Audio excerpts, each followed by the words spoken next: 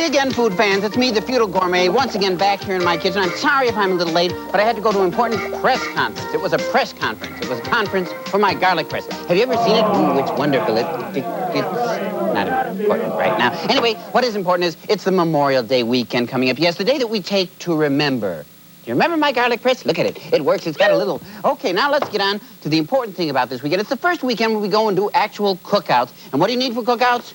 Charcoal. Charcoal. That's not like the smell of charcoal. Now, one of the things that happens is grills are often difficult to light, and the common mistake people do is they add charcoal briquettes to the grill to try to get it to light. This is not true. What you should do if it will not light is take off just one of these briquettes, because then it will make the grill a charcoal lighter. Charcoal.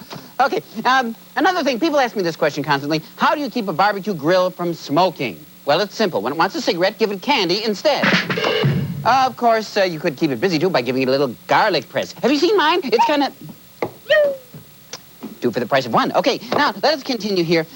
Many people, when they're going to be out barbecuing, they don't want to use a grill. They want to use a spit. Now, there are many kinds of spits you can use, but I personally enjoy this kind of spit. That's a good spit, isn't it? I think so, too. Well, because he's running out of gas, the Futile Gourmet will continue his recipe tomorrow at almost the same time. And now, coming out of the pits, and believe me, this shows the pits, it's the Futile Gourmet continuing with his Memorial Day recipe. Now, let us continue. We've got some fine recipes that you can use on your Memorial Day cookouts. For example, my own personal red, white, and blue barbecue sauce. All it takes is red tomato sauce, egg whites, and blue cheese. Red, white, and blue. Leave it there, the cat will get it. It's red, white, and blue. It's especially good on shish kebab. Of course, if you're serving the shish kebab after sundown, and it's got the red, white, and blue sauce on it, it should be at half staff. Gee, it's patriotic like a flag at half staff. Garlic press?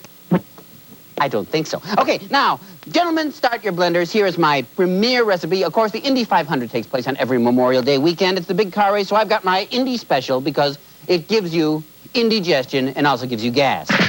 What you do is you take 11 pounds of hamburger meat, and you form it into, like this, an Indy race car. Isn't that lovely? Then you surround it with radishes that are in the shape of A.J. Foyt's little pit crew. You just carve them nicely. Oh, they're so adorable. And then what you do is you grill it for 3 hours or 500 laps, whichever comes first. Now, it's important that if you're cooking this on a genuine barbecue pit, that you take it off occasionally. Every 10 minutes, you've got to take it off, stop cooking, and change the oil. You've got to stop it if you're on a pit, because those are pit stops.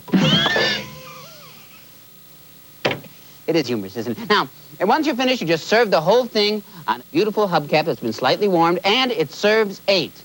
What if we want to serve more? Oh, if you wanted to go further, you add a can of STP. A can of STP makes it go much further. Thank you so much. Oh, I'm losing my head. I still have my garlic press, though. Goodbye.